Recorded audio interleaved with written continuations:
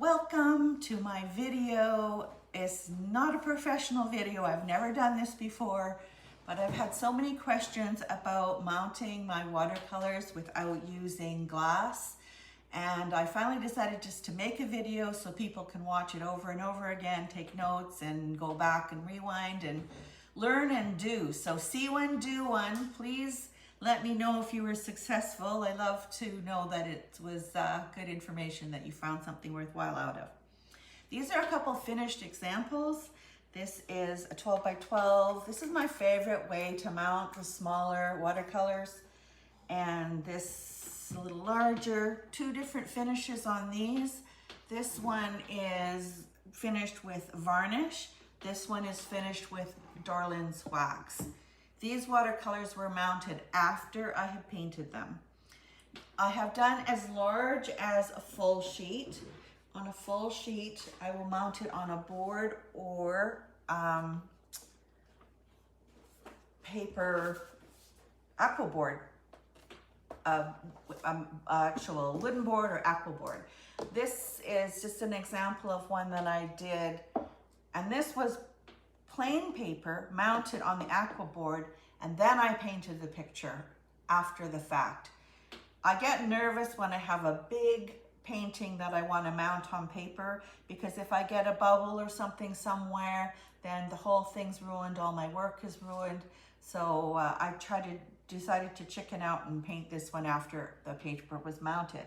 You can see when you mount on an actual flat board, you do have to frame your painting, but you can leave it, this one is waxed. You don't have to put any glass on it. You can wax or varnish. The only reason I prefer the wax to the varnish is actually just the chemicals that are involved. So when I finish, I will use either Dorland's wax or a UV protected archival finish spray, varnish spray. There's lots of different brands on the market. You don't have to buy any particular brand. Just that it's so toxic, and you have to spray at least 6 or 7 coats or more in order to get good proper coverage.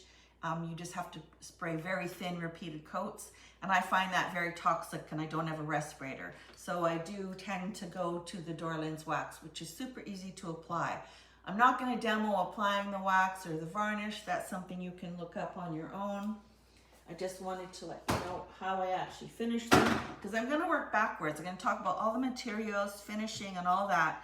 Then I'm actually going to take this watercolor painting and I'm going to mount it on this board I've prepared so that you can actually see how it's done. Get rid of the examples here. Let's talk about what you can mount on and what you cannot mount on, or should not, if you want good results. This is your standard foam core board. It is too flexible, and if I have tried it, experimented, and you end up with something that looks like way more curved than that. It was like literally a U shape when you finish with it, because the watercolor paper dries, tightens, and shrinks and bends the heck out of this soft board. How do you know that you have foam core versus an aqua board, which looks very similar? This is actually one of my painting boards too. The sound is much different. That's an aqua board, foam core. I can push my fingernail into the foam core and actually have a dentation. I cannot push anything into the, so this is a hard surface. It's just as good as wood to mount on. It can be pricey, but for me, it's still worth it because it's better than framing all my photos and having glass. You also can mount on the wooden board. This is just a very thin, I don't know, 1/8 of an inch board that I bought at the hardware store. I just gessoed it and sealed it. That's another foam core, no. So those are the options that you have. Like I said, my favorite is the cradle boards, because you just put some wire on there and it's ready to go up on the wall. What's next? talking about the finishing. Let's talk about prepping the wood first of all. You want to seal your wood. Your wood has oils in it, and you certainly don't have to have a beautiful painting you've in your own home or you've gifted to someone, and after time the watercolor paper tends to take up some oils and start to look blotchy. So you want to seal your wood. When I work on Aquabord, I don't seal it. There's nothing to bleed through on that. I have used GAC in the past for sealing, GAC 100. And that's great, but if you want to cut down on your supplies, you can seal with a matte medium. Matte medium is just as good as anything. Acrylic medium seals just as good as GAC does, so you don't have to buy both products. When I finish my GAC, I'll probably won't buy any more, and I will just continue on with the acrylic medium. And it doesn't matter whose brand. I have some Liquitex over here too. And it doesn't, if it matte or gloss, depends on what you want, because you're going to go right onto your sides as well and finish everything. Put those to the side right now, except my GAC I won't need. I'll need my matte medium, and the soft matte gel is what I'm going to use today, and I'll tell you why in a minute when I start getting ready to glue. So that's preparing your wood.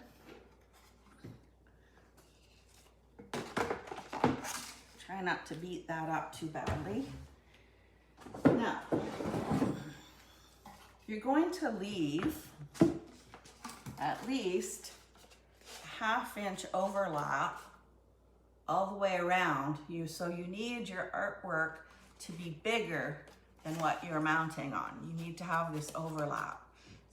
So you can have some nice clean cut edges. So when you're painting, make sure your paper's bigger than what you're mounting on, and paint all the way to your edges so that you aren't going to be missing any pieces. So let's take this other little ball here and crash. And I'm going to pretend that I've mounted this and there's an edge sticking out. It's dried for 48 hours. It's 24 to 48 hours. I dry for 48 hours just to make sure.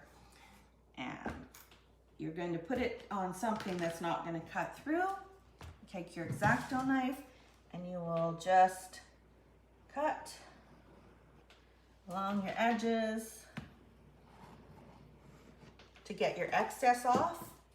So your excess will be gone and you'll be left with that nice finish.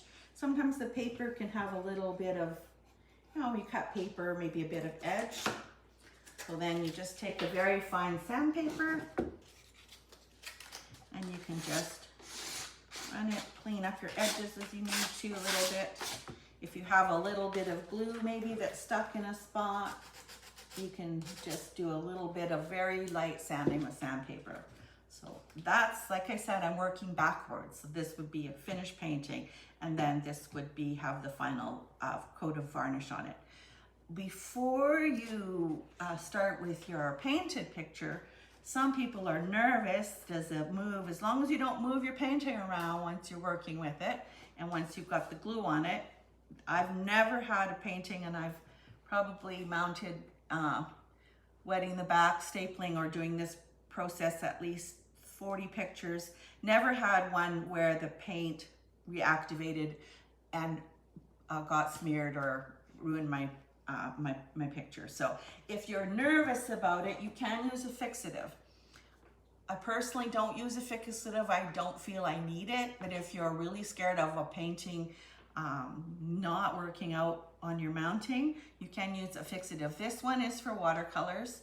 I think it's important to find something that says it's for watercolors.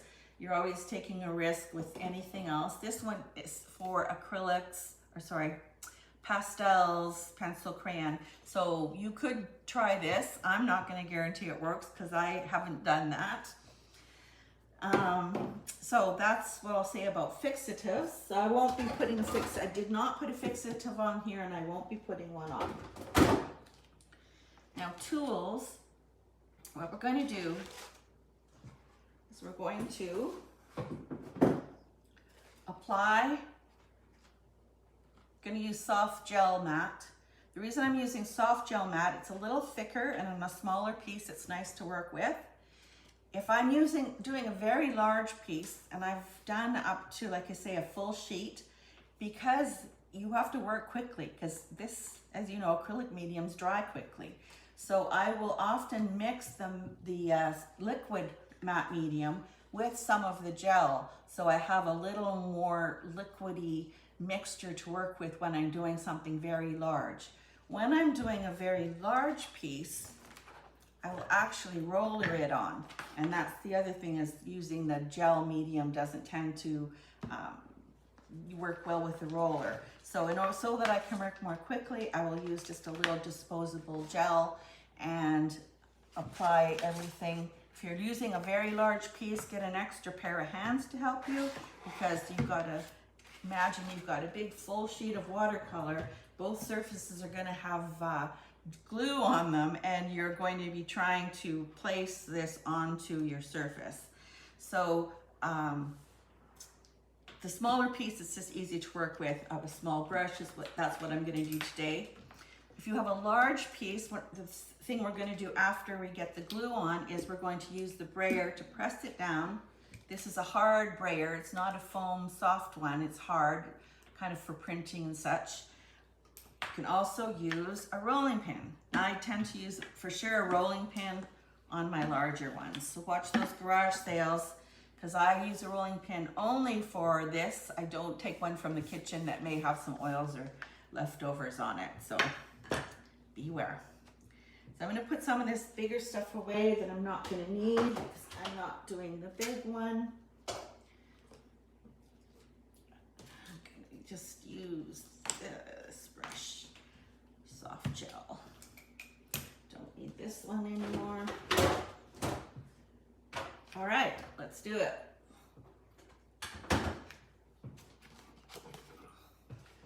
So I'm looking at my image, and I know I really want to retain this sky, and I have extra, so I don't want to get my painting ending up to be like this. Turn it this way.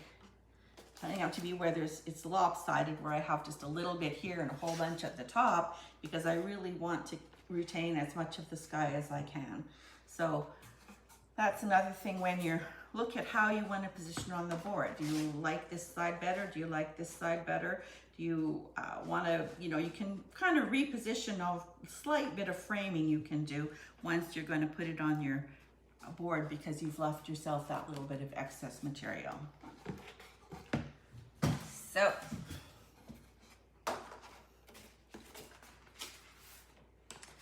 I'm going to get rid of this cutting mat on here. Do not need to get anything on that.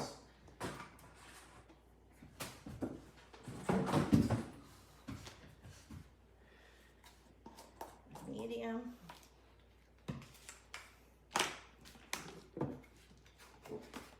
With my pick up. Also, one note.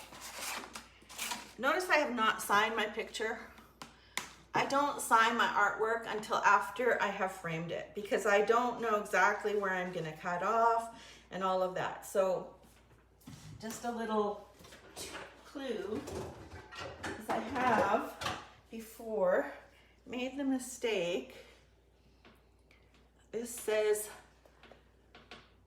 sign before I wax it. It's a reminder to myself that before I take this finished piece, when it's finished, and put wax on it, I've actually put my signature on it. So that's because, I get busy. I will have a busy mind. It's busy in there. So I'm going to turn mine this way, because even though it's upside down for you, just so I don't lose track of what I'm doing.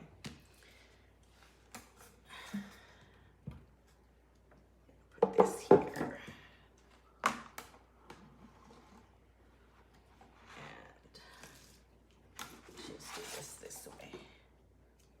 Okay. That brush is a little wide. Just go right in here. And I'm just going to start sure I'm going just about to the edges because you want to make sure you get your corners. You never want your corners, and your edges are the most important place to make sure that you've got glue. So this part might be a little bit boring, but everybody wants to see the whole process, so that's what I'm doing.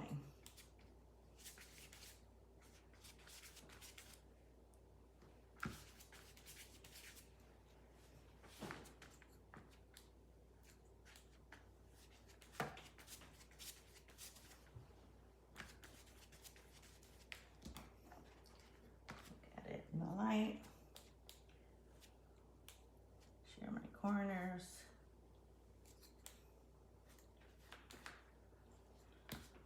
Corners, edges. Make sure it's even. You don't have a bunch of lumps, bumps in there.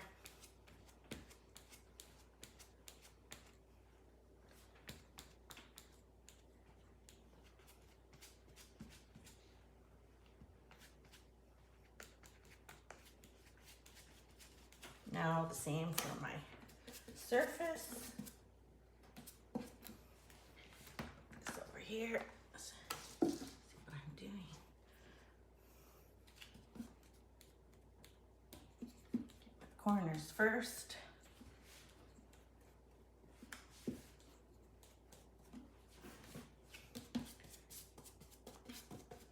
And there's more than one way to do things. I'm sure you might have another favorite way. Someone else has tried something different. I just say do whatever works for you. This works for me. I've become confident in it. I only get really nervous when I have to do a full sheet or even half sheet that I want to avoid any bubbles.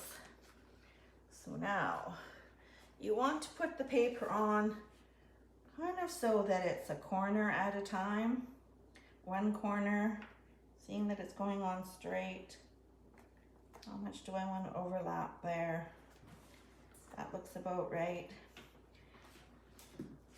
And then just smoothing it on as you go, keeping any air out of it.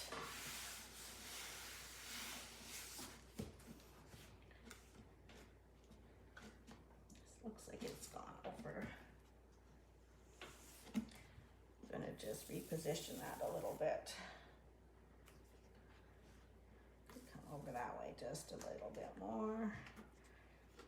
Keep my sky as much as I can. Losing a little on the bottom, that's okay. All right. Then roller, giving it a good pressing.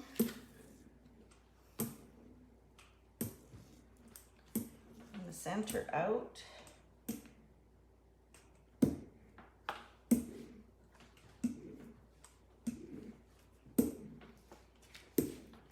Getting rid of any areas that you, hopefully it's all adheres. Make sure you give your corners a little pressure.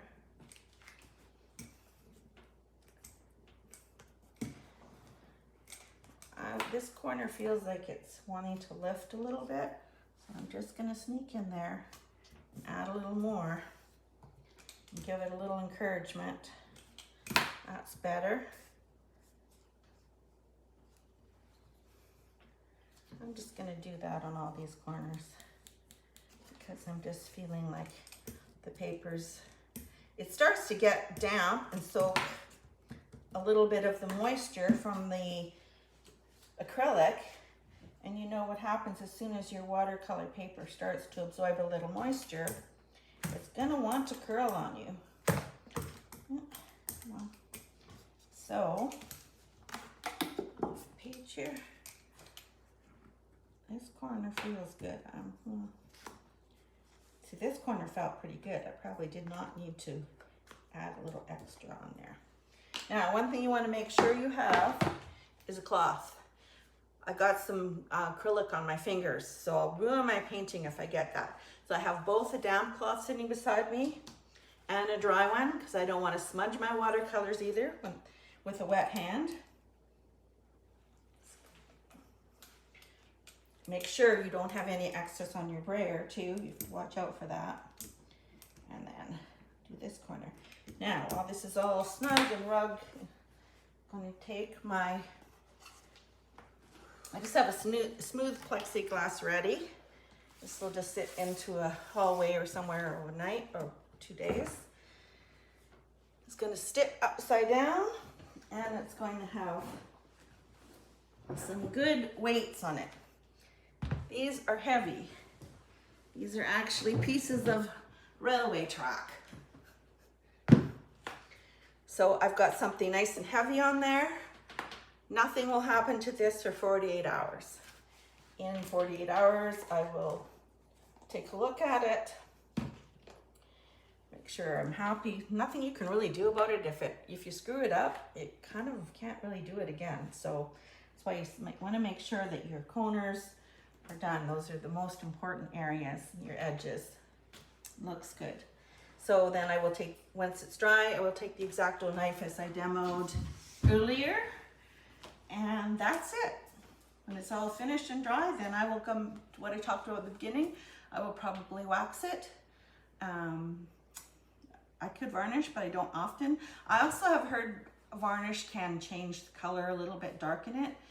When I did varnishing on the one I showed you earlier, it was a very light colored painting that wasn't going to darken, so I wasn't worried about that. And that's it.